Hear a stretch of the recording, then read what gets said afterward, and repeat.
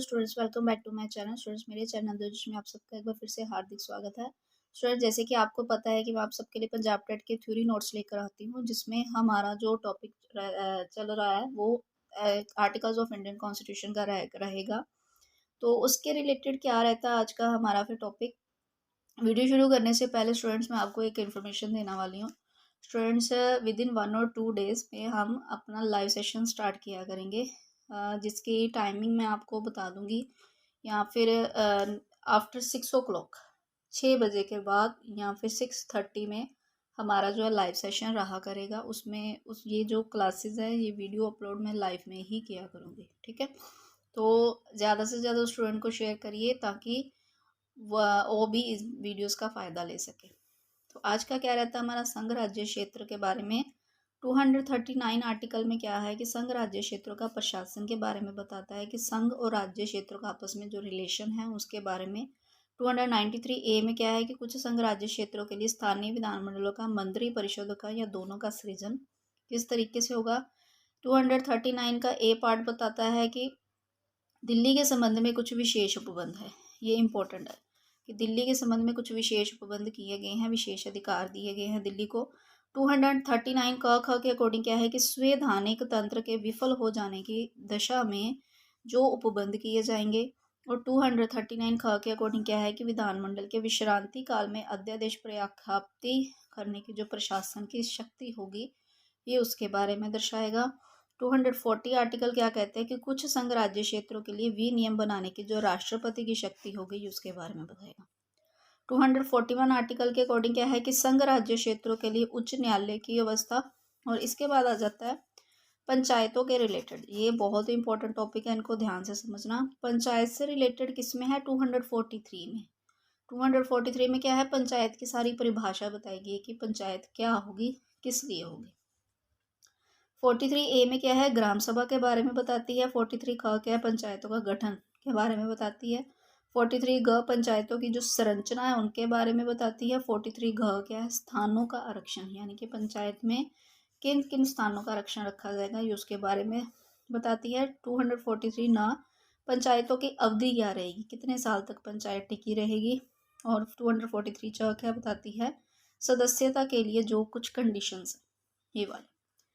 43 छ के अकॉर्डिंग क्या है कि पंचायतों की शक्तियां, प्राधिकार, उत्तरदायित्व के बारे में बताएगी। 43 ज पंचायतों द्वारा कर अधिरोपित करने की शक्ति और उनकी निधियां क्या है ये सारा उसमें डिफाइन है। 43 झ में क्या आता है कि वित्तीय स्थिति में पुनर्वलोकन के लिए जो वित्त आयोग का गठन किया जाएगा वो किस तरीके से किया जाएगा। 43 के अकॉर्डिंग क्या है, 243 के अकॉर्डिंग तो पंचायतों के लेखाओं की संप्रेक्षा। 43 ट में क्या आता है, पंचायतों के लिए निर्वाचन।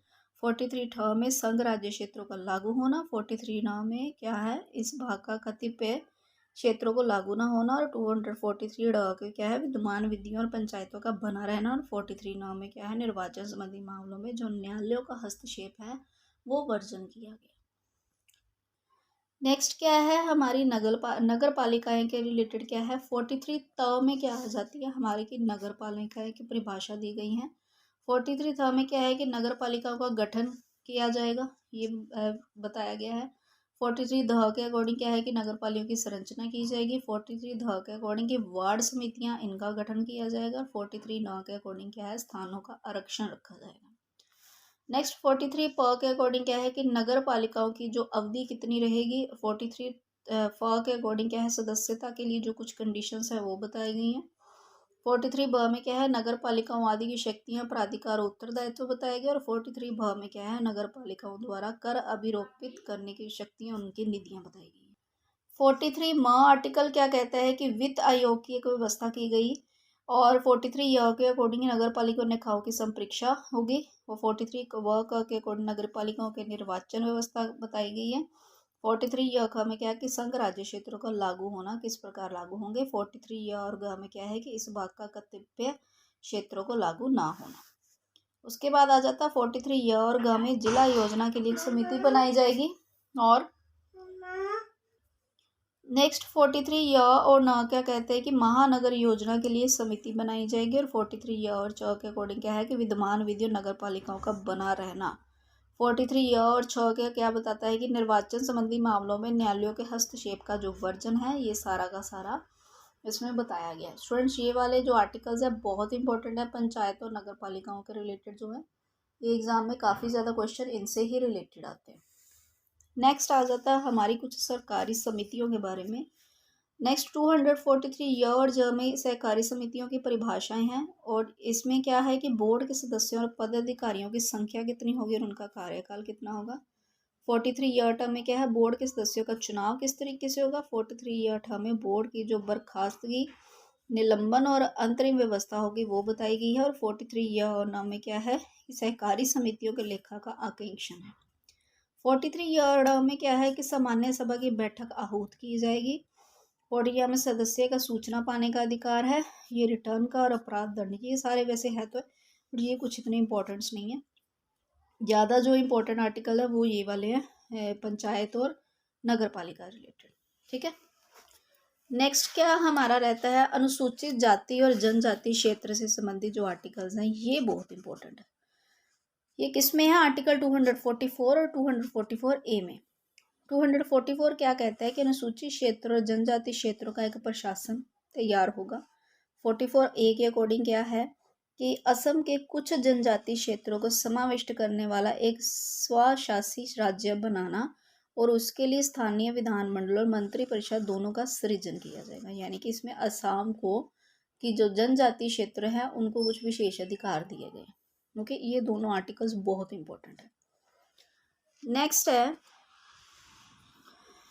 संघ और राज्यों के बीच जो विधायक संबंध है, आगे वो वाले आर्टिकल्स रहेंगे। 245 से लेकर 255 तक को टोटल 10 आर्टिकल्स हैं। 245 आर्टिकल क्या कहते हैं कि संसद द्वारा राज्यों के विधानमंडल द्वारा बनाई गई विधियों का विस्तार किया गया। 46 में 246 में संसद और राज्यों के विधानमंडलों द्वारा बनाई गई विधियों की विषय वस्तु बताई गई है। 246 ए में क्या, वस्तु और सेवा कर के संबंध में विशेष प्रावधान किए गए हैं। 247 के अनुसार क्या है कि कुछ अतिरिक्त न्यायालयों की स्थापना को उपबंध करने की जो संसद की शक्ति है वो 247 आर्टिकल में बताई गई है।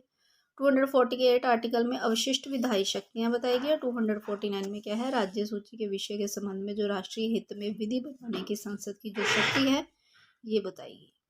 250 में यदि आपात की उद्घोषणा प्रवर्तन में हो तो राज्य सूची के विषय में संबंध में विधि बनाने की जो संसद की शक्ति है ये आर्टिकल 250 के अकॉर्डिंग है।